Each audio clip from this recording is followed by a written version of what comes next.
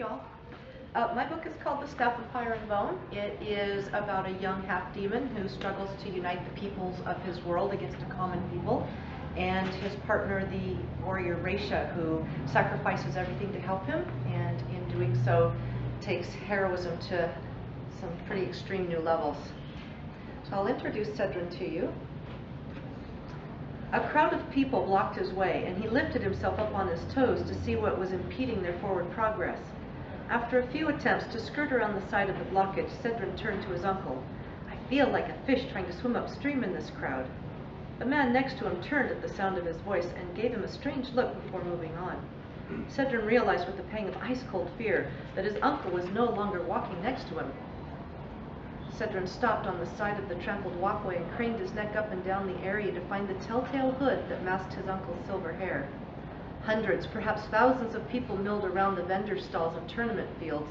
Nowhere could Cedrin find anyone wearing a cloak or spot the glittering silver of the long hair. Perhaps he stepped into one of the brewer's stalls.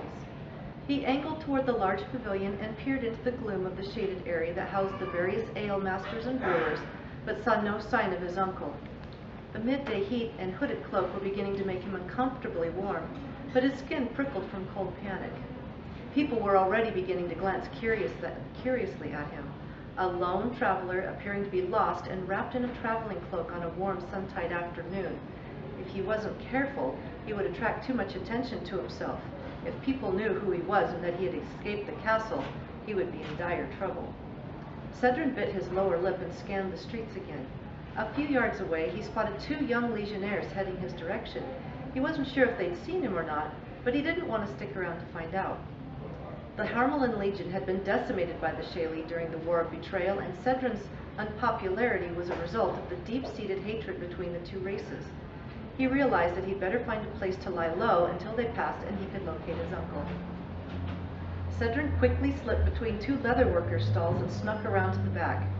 There was a small sitting area with an empty barrel and a small table that the merchant had used earlier. Cedrin sat on the barrel and leaned back into the alcove between the stalls. In the distance, a roar of cheering went up from the tournament field, signaling the arrival of the next combatants. "Oh, I hope I'm not missing my brother's fight. I promised him I'd show his support." Cedrin reached into his pocket and grasped the flat piece of polished barrel that his uncle had given him as a scrying stone. Maybe he could scry for his uncle and alert him to his location. Cedrin looked around to see if anyone was watching him. It wouldn't bode well for him to be caught using magic by the Ascari merchant. Cedrin leaned back, shrinking further behind the stall as he pulled out the flat stone and set it into the palm of his hand.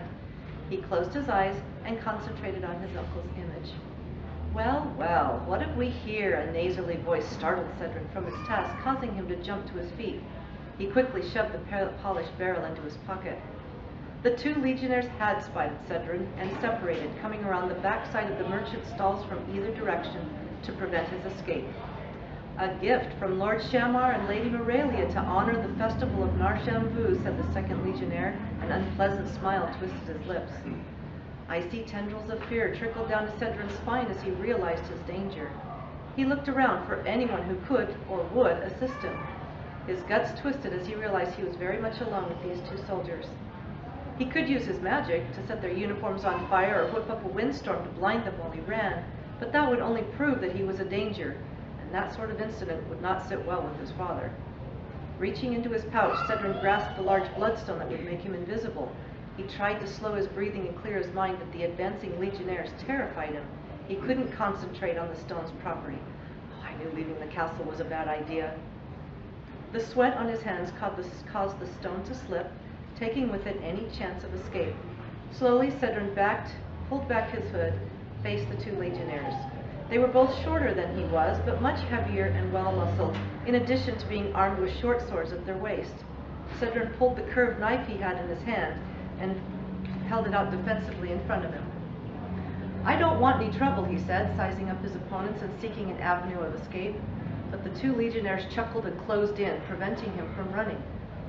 "Perhaps you don't, but we're not going to let you get away from us so easily, you Shaili freak." The legionnaire with the nasal tones cracked his knuckles. Cedrin looked closer at the two advancing men. Then the shock of recognition rooted into the ground. Panar and Jor-El, They'd grown in the years since they'd pledged to the Legion. Both had sparse beards and deeper voices, but their menacing posture and words were unmistakable. They had been completely immersed in the Harmelin Legion, where the old hatreds against the Shaley had been ingrained in their training. Cedron faced his childhood friends and clenched his fists. I don't want to hurt them, but they're going to kill me. If I defend myself and pit the Legion against me before the festival, all my father's plans will be ruined. Cedron desperately wanted his father's approval, but he just couldn't let these two kill him. Jorel and Panner stepped in closer, drawing their swords. Bethany Shaw will be doing a book reading for kids in the kids area in 5 minutes. This is the last presentation of the day, so make sure you get a chance to visit with the authors before leaving, and thank you for attending Words and Pictures 2018. Cedron brandished his knife, passing it from one hand to the other in an attempt to distract them. It wasn't working. As if taking a cue from someone behind the Legionnaires, Cedron looked past them and nodded. He dropped to his knees, pretending he was ducking an attack from behind his opponents. It was the oldest trick in the book. Jorel and Panner instinctively ducked and turned to see what was coming at them. Cedron launched to his feet, punching the backs of his opponent's knees as he jumped forward. Jorel and Panner fell forward from the unexpected blows, but reacted quickly as their training had taught them, rolling and flipping back to their feet, then springing forward and grabbing Cedron just as he started to run. They each caught a shoulder and pulled him back into the alcove, shoved him into the ground. Jorel kicked the knife from his hand. Cedron's heart sank as his only weapon spun out of reach. Is that the best you've got? Panner grinned, standing over Cedron, who now lay in the dirt on his back. Let's just kill him and be done with it, Jorel growled.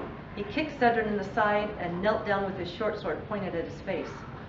Panner stomped Cedron's stomach, causing his victim to double up in pain. Then, walking slowly around to his head, the Legionnaire stomped on his face. Pain exploded in Cedron's head as Panner's foot broke his nose.